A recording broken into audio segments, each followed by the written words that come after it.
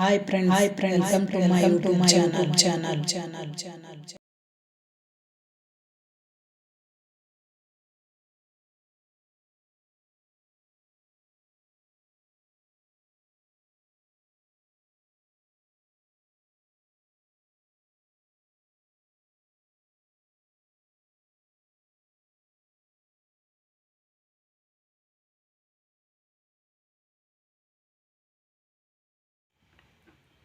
Hi friends, ಇವತ್ತಿನ topic ಬಂದ್ಬಿಟ್ಟು ಸಂಸ್ಕೃತ ಸಂಧಿಗಳು.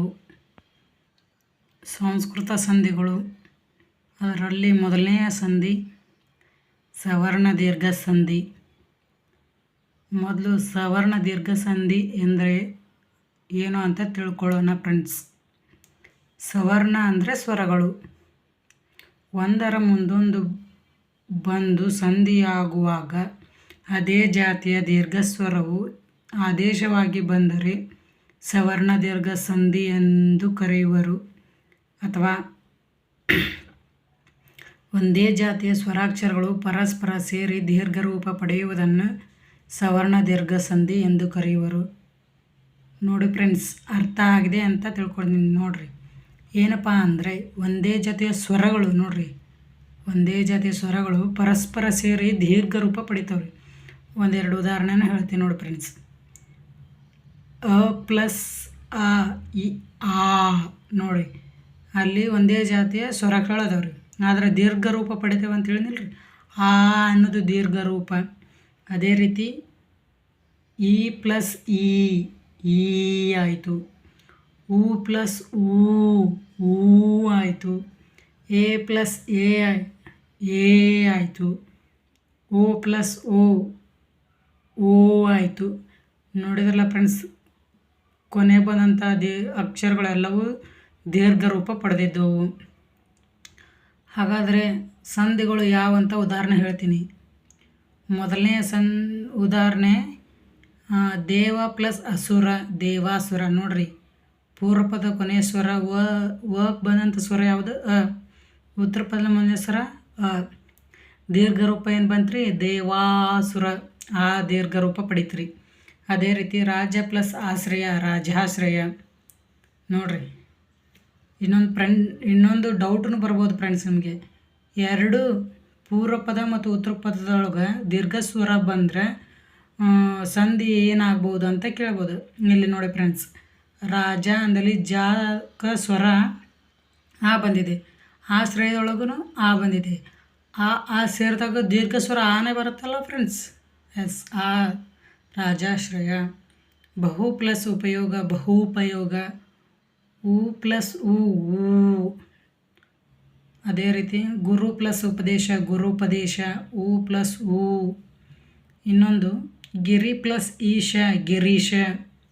ನೋಡಿ ಫ್ರೆಂಡ್ಸ್, ಈ ಸ್ವರ ಈ ಕಡೆ ಈ ಅನ್ನೋ ಸ್ವರ ದೀರ್ಘ ರೂಪ ಪಡೆದು ಈ ಅಂತೇಳಿ ದೀರ್ಘ ಸ್ವರ ಆಗೈತ್ರಿ. ಅರ್ಥ ಆಗಿದೆ ಅಂತ ತಿಳ್ಕೊಂಡಿದ್ದೀನಿ ಫ್ರೆಂಡ್ಸ್.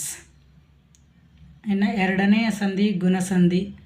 ಪೂರ್ವಪದದ ಅಂತ್ಯದಲ್ಲಿರುವ ಅ ಆಕಾರಗಳಿಗೆ ಈ ಉ ರು ಕಾರಗಳು ಪರವಾದರೆ ಈ ಕಾರಗಳಿಗೆ ಎ ಕಾರವು, ಉ ಕಾರಗಳಿಗೆ ಓ ಕಾರವು, ರು ಕಾರಕ್ಕೆ ಅರ್ ಕಾರವು ಆದೇಶವಾಗಿ ಬಂದರೆ ಅದನ್ನು ಗುಣಸಂಧಿ ಎನ್ನುವರು. ಅರ್ಥ ಆಯಿತು ಫ್ರೆಂಡ್ಸ್. ಗುಣಸಂಧಿ ಅಂದ್ರೇನು ಭಾಳ ಕಷ್ಟ ಇಲ್ಲ. ಇಲ್ಲಿ ಸ್ವರಗಳಿಗೆ ಏನು ಪರವಾಗ್ತಾವು ಅದನ್ನಷ್ಟು ಗಮನದಲ್ಲಿಟ್ಕೊಳ್ಬೇಕು. ಉದಾಹರಣೆ ಮೂಲಕ ಹೇಳಿದ್ರೆ ನಂಗೆ ತಿಳಿಯುತ್ತೆ. ಉದಾಹರಣೆ ಹೇಳ್ತೀನಿ. ನೋಡಿ ಫ್ರೆಂಡ್ಸ್, ಅ ಆಕ ಈ ಸ್ವರ ಪರವಾದ್ರೆ ಎ ಕಾರವು. ಅದೇ ರೀತಿ ಅ ಆಕ ಊ ಕಾರವು ಪರವಾದ್ರೆ ಓ ಕಾರವು. ಅದೇ ರೀತಿ ಅ ಆಕ ರು ಕಾರ ಪರವಾದರೆ ಅರ್ ಕಾರವು. ಈ ಉದಾಹರಣೆ ಹೇಳ್ತೀನಿ ನೋಡಿ ಫ್ರೆಂಡ್ಸ್. ಈ ಮೇಲೆ ಹೇಳಿದ್ನಲ್ಲ ಫ್ರೆಂಡ್ಸ್, ಟ್ರಿಕ್ಕಿ ಪಾಯಿಂಟ್, ಅವನ್ನ ನೆನ್ಪಿಟ್ಕೊಳ್ಳಿ ಫ್ರೆಂಡ್ಸ್. ಉದಾಹರಣೆಗಳು: ಸುರ ಪ್ಲಸ್ ಇಂದ್ರ, ಸುರೇಂದ್ರ. ನೋಡ್ರಿ, ಪೂರ್ವಪದ ಕೊನೆ ಸ್ವರ ರ ಐತ್ರಿ, ಅದರ ಸ್ವರ ಯಾವುದು? ಅ. ಉತ್ತರ ಪದದ ಮೊದಲನೇ ಸ್ವರ ಈ. ಈಗೆ ಏಕಾರ ಪರವಾಯ್ತು ರೀ. ದೇವ ಪ್ಲಸ್ ಋಷಿ ದೇವರ್ಷಿ. ಪ್ಲಸ್ ರು ಅರ್ ಕಾರ ಪರವಾಯ್ತು ರೀ, ಹೌದಿಲ್ಲ ರೀ. ಗಣ ಪ್ಲಸ್ ಈಶ ಗಣೇಶ. ಅರುಣ ಪ್ಲಸ್ ಉದಯ ಅರುಣೋದಯ. ಸೂರ್ಯ ಪ್ಲಸ್ ಉದಯ ಸೂರ್ಯೋದಯ. ಚಂದ್ರ ಪ್ಲಸ್ ಉದಯ ಚಂದ್ರೋದಯ. ಅರ್ಥ ಆಯಿತು ಫ್ರೆಂಡ್ಸ್? ಅರ್ಥ ಆಗದಿದ್ದರೆ ಕಮೆಂಟ್ ಮಾಡಿ, ನಿಮಗೆ ಹೇಳ್ಬೋದು ನಾನು ಈಸಿಯಾಗಿ. ಇನ್ನೊಂದೆರಡು ಅದ ನೋಡಿ ಫ್ರೆಂಡ್ಸ್. ಮಹಾ ಪ್ಲಸ್ ಉತ್ಸವ ಮಹೋತ್ಸವ. ರಾಜ್ಯ ಪ್ಲಸ್ ಉತ್ಸವ ರಾಜ್ಯೋತ್ಸವ. ಮಹಾ ಪ್ಲಸ್ ಋಷಿ ಮಹರ್ಷಿ. ಸಪ್ತ ಪ್ಲಸ್ ಋಷಿ ಸಪ್ತರ್ಷಿ. ಘಟಿಕ ಪ್ಲಸ್ ಉತ್ಸವ ಘಟಿಕೋತ್ಸವ. ಮೂರನೆಯ ಸಂಧಿ ವೃದ್ಧಿ ಸಂಧಿ. ಪೂರ್ವ ಪದದ ಅಂತ್ಯದಲ್ಲಿರುವ ಆಕಾರಗಳಿಗೆ ಐಕಾರಗಳು ಬಂದಾಗ ಏಕಾರವು, ಆಕಾರಗಳಿಗೆ ಔಕಾರಗಳು ಬಂದಾಗ ಔಕಾರವು, ಐ ಮತ್ತು ಔಕಾರಗಳು ಆದೇಶವಾಗಿ ಬಂದಾಗ ಅದನ್ನು ವೃದ್ಧಿ ಸಂಧಿ ಅನ್ನುತ್ತಾರೆ. ಉದಾಹರಣೆ ಹೇಳಿದ್ಬಿಟ್ಲೆ ನಿಮಗೆ ತಿಳಿತೈತಿ ನೋಡ್ರಿ. ಉದಾಹರಣೆ ಹತ್ರ ಬರ್ರಿ. ಏಕ ಪ್ಲಸ್ ಏಕ ಏಕೈಕ. ನೋಡ್ರಿ, ಕ ಪೂರ್ವ ಪದ ಐತಲ್ರಿ, ಇಲ್ಲಿ ಸ್ವರ ಏನು ಬಂದೈತ್ರಿ ಅ. ಉತ್ತರ ಪದ ಮೊದಲನೇ ಸ್ವರ ಎ.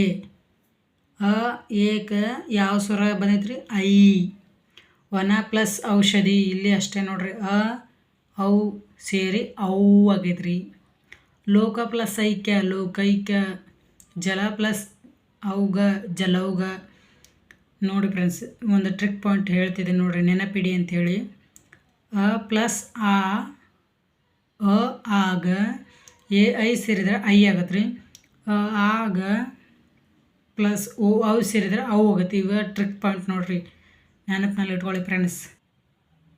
ಅದೇ ರೀತಿ ನಾಲ್ಕನೇ ಸಂಧಿ ಎನ್ ಸಂಧಿ. ಪೂರ್ವ ಪದದ ಅಂತ್ಯದಲ್ಲಿರುವ ಈ ಕಾರಗಳಿಗೆ ಯಕಾರವು, ಕಾರಗಳಿಗೆ ಕಾರವು, ರು ಕಾರಕ್ಕೆ ರ ಅಥವಾ ಅರ್ ಕಾರವು ಆದೇಶವಾಗಿ ಬಂದರೆ ಅದನ್ನು ಎನ್ ಸಂಧಿ ಎಂದು ಕರೆಯುತ್ತಾರೆ. ಉದಾಹರಣೆ ಹೇಳ್ತೀನಿ ಫ್ರೆಂಡ್ಸ್. ಅತಿ ಪ್ಲಸ್ ಉತ್ತಮ ಅತ್ಯುತ್ತಮ. ನೋಡ್ರಿ, ಈ ಪ್ಲಸ್ ಉ ಸೇರಿದಾಗ ಯ ಆಯ್ತು ರೀ. ಭಾರತಿ ಜಾತಿ ಪ್ಲಸ್ ಅತೀತ ಜಾತ್ಯತೀತ. ಈ ಪ್ಲಸ್ ಅಕ ಯ ಪರವಾಗೈತೆ ರೀ. ಮಾತೃ ಪ್ಲಸ್ ಅಂಶ ಮಾತ್ರಾಂಶ. ನೋಡ್ರಿ, ರು ಪ್ಲಸ್ ರ. ಮನು ಪ್ಲಸ್ ಅಂತರ ಮನ್ವಂತರ. ಉ ಪ್ಲಸ್ ಇಲ್ಲೇ ಪರವಾಗೈತೆ ರೀ. ನೋಡಿ ಫ್ರೆಂಡ್ಸ್, ಇಲ್ಲಿ ಮನ್ವಂತರ ಅನ್ನೋದು ಎಲ್ಲ ಕಾಂಪಿಟೇಟಿವ್ ಲೆವೆಲಲ್ಲಿ ಕೇಳ್ತಿದ್ದಾರೆ ಫ್ರೆಂಡ್ಸ್. ಸರಿಯಾಗಿ ನೆನ್ಪಿಟ್ಕೊಳ್ಳಿ ಫ್ರೆಂಡ್ಸ್. ಇನ್ನೂ ಎರಡು ಉದಾಹರಣೆ ನೋಡಿ ಇಲ್ಲಿ. ಪಿತೃ ಪ್ಲಸ್ ಅರ್ಜಿತ ಪಿತ್ರಾರ್ಜಿತ. ರು ಪ್ಲಸ್ ಅರ್ ಆಯ್ತು ರೀ. ಅನು ಪ್ಲಸ್ ಅಸ್ತ್ರ ಅನ್ವಸ್ತ್ರ. ಉ ಪ್ಲಸ್ ವ ಆಯ್ತು ರೀ. ಇನ್ನು ನೆಕ್ಸ್ಟ್ ಜಸ್ತ್ವ ಸಂಧಿ. ಪೂರ್ವ ಪದದ ಅಂತ್ಯದಲ್ಲಿ ಕಚಟ ತಪಗಳಿಗೆ ಆದೇಶವಾಗಿ ಗಜಡ ದಬಗಳು ಆದೇಶವಾಗಿ ಬಂದರೆ ಅದನ್ನು ಜಸ್ತ್ವ ಸಂಧಿ ಎಂದು ಕರೆಯುತ್ತಾರೆ. ನೋಡ್ರಿ, ಜಸ್ತ್ವ ಸಂಧಿ ಅಂದ್ರೆ ತುಂಬ ಈಸಿ ಇದೆ ನೋಡ್ರಿ. ಕಚಟ ತಪಗಳಿಗೆ ಗಜಡ ದಬಗಳು ಇವು ಆದೇಶವಾಗಿ ಬಂದರೆ ಜಸ್ತ್ವ ಸಂಧಿ ಅಂತಾರೆ. ನೆನ್ಪಿಟ್ಕೊಳ್ಳೋಕೆ ಈಜಿ ಐತೆ ನೋಡಿ ಫ್ರೆಂಡ್ಸ್. ಉದಾಹರಣೆ ಹೇಳ್ತೀನಿ ನೋಡಿ ಫ್ರೆಂಡ್ಸ್. ದಿಕ್ ಪ್ಲಸ್ ಅಂತ ದಿಗಂತ. ಕ ವ್ಯಂಜನ್ಗೆ ಸ್ವರ ಪರವಾದಾಗ ಏನು ಬಂತಂದರೆ ಗ ಆದೇಶವಾಯ್ತು ರೀ. ಋಕ್ ಪ್ಲಸ್ ವೇದ ಋಗ್ವೇದ. ಇಲ್ಲಿ ಗ ಆದೇಶವಾಗಿ ಬಂದೈತೆ ರೀ. ಸತ್ ಪ್ಲಸ್ ಆಚಾರ ಸದಾಚಾರ. ಇಲ್ಲಿ ದ ಆಗಮ ಆಗೈತೆ ರೀ. ಮತ್ತು ಇಲ್ಲಿ ಸರಿಯಾಗಿ ಕಾಣುತ್ತಿಲ್ಲ ಗೊತ್ತಿಲ್ಲ ಫ್ರೆಂಡ್ಸ್. ಜಗತ್ ಪ್ಲಸ್ ಗುರು ಜಗದ್ಗುರು. ಇಲ್ಲಿ ದು ಆಗಮವಾಗಿ ಬಂದೈತೆ ರೀ. ಅರ್ಥ ಆಗಿದೆ ಫ್ರೆಂಡ್ಸ್. ಇಲ್ಲಿ ಭಾಳ ಟ್ರಿಕ್ ಸ್ವಲ್ಪ ಈಸಿ ಇದೆ ನೋಡಿರಿ ಫ್ರೆಂಡ್ಸ್. ಕಚಟ ತಪಗಳಿಗೆ ಗ ಜ ಡ ದಬಗಳು ಆದೇಶವಾಗಿ ಬರ್ತಾವಲ್ಲ, ಇದಕ್ಕೆ ಜಸ್ತ್ವ ಸಂಧಿ ಅಂತಾರೆ. ಇಷ್ಟ ನೆನ್ಪಿಟ್ಕೊಳ್ಳಿ. ಇನ್ನು ನೆಕ್ಸ್ಟ್ ಅನುನಾಸಿಕ ಸಂಧಿ. ಸಂಧಿ ಕಾರ್ಯ ಮಾಡುವಾಗ ಪೂರ್ವ ಪದದ ಕೊನೆಯಲ್ಲಿರುವ ಕ ಟ ತ ಪ ವ್ಯಂಜನಗಳಿಗೆ ಅದೇ ವರ್ಗದ ಅನುನಾಸಿಕ ಅಕ್ಷರಗಳಾದ ಣ್ಯ ಣ ಣ ಮ ಅಕ್ಷರಗಳು ಆದೇಶವಾಗಿ ಬಂದರೆ ಅದನ್ನು ಅನುನಾಸಿಕ ಸಂಧಿ ಎಂದು ಕರೆಯುತ್ತಾರೆ. ಅರ್ಥ ಆಯ್ತಾ ಫ್ರೆಂಡ್ಸ್? ಸ್ವಲ್ಪ ಈಸಿ ಇದೆ, ಅರ್ಥ ಮಾಡ್ಕೊಳ್ರಿ. ಉದಾಹರಣೆ ಹೇಳ್ತೀನಿ. ವಾಕ್ ಪ್ಲಸ್ ಮಯ ವಾನ್ಮಯ. ಕ ಸಾಲಿನಲ್ಲಿರುವಂಥದ್ದು ಣ್ಯ ಬಂದೈತಿಲ್ರಿ ಇಲ್ಲಿ ಅನುನಾಸಿಕ. ಇಷ್ಟೇ ನೋಡ್ರಿ ಈಜಿ. ನಿಮ್ಗೆ ವರ್ಗೀಯ ವ್ಯಂಜನಗಳು ನೆನಪಿದ್ರೆ ಸಾಕು, ಈಸಿಯಾಗಿ ಸಾಲ್ವ್ ಮಾಡ್ತೀರಿ ಇದನ್ನು.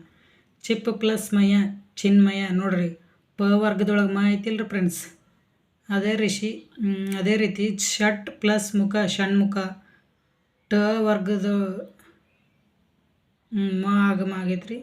ಸತ್ ಪ್ಲಸ್ ಮಾನ ಸನ್ಮಾನ, ತ ವರ್ಗದಲ್ಲಿರುವಂಥ ತಗ ಮ ಬಂದೈತ್ರಿ ಸನ್ಮಾನ. ಅರ್ಥ ಆಯ್ತಾ ಫ್ರೆಂಡ್ಸ್? ಇಲ್ಲಿ ಮೂರನೇದು ಗಮನಿಸಿ ಫ್ರೆಂಡ್ಸ್, ಷಟ್ ಪ್ಲಸ್ ಮುಖ ಷಣ್ಮುಖ, ಇಲ್ಲಿ ಟ ಐತ್ರಿ, ಆ ವರ್ಗ ಟ ವರ್ಗ ಐತಲ್ರಿ, ಅಲ್ಲಿ ಯಾವ್ದು ಆಗಮ ಆಗೈತಿ ಅಂದ್ರೆ ನ ಆಗಮ ಆಗೈತಿ. ಅರ್ಥ ಮಾಡ್ಕೊಳ್ಳಿ ಫ್ರೆಂಡ್ಸ್, ದೊಡ್ಡ ನ ಅಂತೀವಲ್ರಿ. ಸತ್ ಪ್ಲಸ್ ಮಾನದಲ್ಲಿ ತ ವರ್ಗದೊಳಗೆ ನ ಆಗಮ ಆಗೈತಿ. ಅರ್ಥ ಮಾಡ್ಕೊಳ್ಳಿ ಫ್ರೆಂಡ್ಸ್. ಇನ್ನು ಶುಚಿತ್ವ ಸಂಧಿ, ಇದು 7ನೇ ಸಂಧಿ ನೋಡಿ ಫ್ರೆಂಡ್ಸ್. ಸಂಧಿ ಕಾರ್ಯ ಮಾಡುವಾಗ ಸಕಾರವಿದ್ದ ಕಡೆ ಶಕಾರವು, ತ ವರ್ಗಗಳಿದ್ದ ಕಡೆ ಥ ತ ದ ದನ್ನ, ಚ ವರ್ಗದ ಅಕ್ಷರಗಳು ಚ ಚ ಜ ಜನ್ಯ, ಚ ವರ್ಗದ ಅಕ್ಷರಗಳು ಆದೇಶವಾಗಿ ಬಂದರೆ ಅದನ್ನು ಶುಚಿತ್ವ ಸಂಧಿ ಎನ್ನುವರು. ನೋಡಿ ಫ್ರೆಂಡ್ಸ್, ಇದನ್ನು ಹೇಗೆ ಉಚ್ಚಾರ ಮಾಡ್ತಾರೆ ನಿಮಗೆ ತಿಳಿಯುತ್ತೆ. ಶುಚಿತ್ವ ಉದಾಹರಣೆ ಹೇಳ್ತೀನಿ ನೋಡಿ ಫ್ರೆಂಡ್ಸ್. ಸತ್ ಪ್ಲಸ್ ಚಿತ್ರ ಸಚಿತ್ರ, ತ ವರ್ಗದೊಳಗೆ ತ ಐತಲ್ರಿ, ಅದಕ್ಕೆ ಏನಾಗ ಆಗಮ ಆಗೈತ್ರಿ ಚ. ಮನಸ್ ಪ್ಲಸ್ ಶುದ್ಧಿ ಮನಃಶುದ್ಧಿ ನೋಡ್ರಿ, ಸಕ ಶ ಆಗಮ ಆಗೈತಿ, ಆದೇಶವಾಗಿ ಬಂದೈತ್ರಿ. ಶರತ್ ಪ್ಲಸ್ ಚಂದ್ರ ಶರತ್ಚಂದ್ರ, ಜಗತ್ ಪ್ಲಸ್ ಜ್ಯೋತಿ ಜಗಜ್ಯೋತಿ, ಪಯಶ್ ಪ್ಲಸ್ ಶಯನ ಪಯಶಯನ. ಈಜಿ ಐತಿ ನೋಡ್ರಿ ಫ್ರೆಂಡ್ಸ್, ಇದು ಶುಚಿತ್ವ ಸಂಧಿ ಈಸಿ ಐತಿ. ಅರ್ಥ ಮಾಡ್ಕೊಳ್ಳಿ ಫ್ರೆಂಡ್ಸ್. ನಿಮ್ಗೊಂದು ಈಸಿ ಟ್ರಿಕ್ ಕೇಳ್ಕೊಡ್ತೀನಿ. ಒಂದು ಇದನ್ನು ಹಾಕಿದ್ದೀನಿ ನೋಡಿ ಫ್ರೆಂಡ್ಸ್, ಇದೊಂದು ನಕ್ಷೆ ಹಾಕಿದ್ದೀನಿ ನೋಡಿ ಫ್ರೆಂಡ್ಸ್. ಸಂಧಿಗಳೊಳಗೆ 2 ವಿಧಗಳದವ್ರು. ಈಗಾಗಲೇ ನಾವು ಕಲ್ತಿದ್ದೀವಿ. ಏನಪ್ಪ ಅಂದ್ರೆ ಮೊದಲನೇದು ಕನ್ನಡ ಸಂಧಿ, ಇನ್ನೊಂದು ಸಂಸ್ಕೃತ ಸಂಧಿ. ಮೊದಲು ಕನ್ನಡ ಸಂಧಿ ಒಳಗೆ 3 ಸಂಧಿಗಳು ಬರ್ತಾವ್ರಿ: ಲೋಪ ಸಂಧಿ, ಆಗಮ ಸಂಧಿ, ಆದೇಶ ಸಂಧಿ. ಇನ್ನು ಆಗಮ ಸಂಧಿ ಒಳಗೆ ಯಕಾರಾಗಮ ಸಂಧಿ ವಕಾರಾಗಮ ಸಂಧಿ 2 ಸಂಧಿ ಬರ್ತಾವ್ರಿ. ಇನ್ನು ಲೋಪ ಸಂಧಿ ಆಗಮ ಸಂಧಿ ಒಳಗೆ 2ನ್ನ ಸ್ವರ ಸಂಧಿ ಅಂತ ಕರಿತೀವಿ ರೀ ನಾವು. ಇನ್ನು ಆದೇಶ ಸಂಧಿಯನ್ನು ವ್ಯಂಜನ ಸಂಧಿ ಅಂತ ಕರಿತೀವಿ ಫ್ರೆಂಡ್ಸ್. ಇಲ್ಲಿ ಸಂಸ್ಕೃತ ಸಂಧಿ ಒಳಗೆ 7 ಸಂಧಿಗಳದಾವೆ ಫ್ರೆಂಡ್ಸ್. ಸವರ್ಣ ದೀರ್ಘ ಸಂಧಿ, ಗುಣಸಂಧಿ, ವೃದ್ಧಿ ಸಂಧಿ, ಎನ್ ಸಂಧಿ, ಜಸ್ತ್ವ ಸಂಧಿ, ಶುಚಿತ್ವ ಸಂಧಿ, ಅನುನಾಸಿಕ ಸಂಧಿ. ಸವರ್ಣ ದೀರ್ಘ ವೃದ್ಧಿ ಎಣ್ ಸಂಧಿ ಇಷ್ಟು ಸ್ವರ ಸಂಧಿಗಳು. ಅದೇ ರೀತಿ ಜಸ್ತ್ವ ಶುಚಿತ್ವ ಅನುನಾಸಿಕ ಇವು 3 ವ್ಯಂಜನ ಸಂಧಿ. ಒಟ್ಟಾರೆಯಾಗಿ ನಿಮಗೆ ಸಂಧಿಗಳ ಟಾಪಿಕ್ ಮುಗಿಸಿದ್ದೀನಿ ಫ್ರೆಂಡ್ಸ್. ಅರ್ಥ ಆಗಿದೆ ಅಂತ ತಿಳ್ಕೊತಿದ್ದೀನಿ ಫ್ರೆಂಡ್ಸ್. ಅರ್ಥ ಆಗದಿದ್ದರೆ ಕಮೆಂಟ್ ಮಾಡಿ ಫ್ರೆಂಡ್ಸ್, ಪ್ಲೀಸ್ ಸಪೋರ್ಟ್. ವಿಡಿಯೋ ನೋಡುವ ವಿದ್ಯಾರ್ಥಿಗಳು ನಿಮಗೆ ಉಪಯುಕ್ತವಾಗಿದ್ದರೆ ಎಸ್ ಅಂತ ಕಮೆಂಟ್ ಮಾಡಿ. ಮತ್ತೆ ನಿಮಗೆ ಏನಾದರೂ ಬೇಕಾದರೆ ಕಮೆಂಟ್ ಮಾಡಿ ಪ್ಲೀಸ್.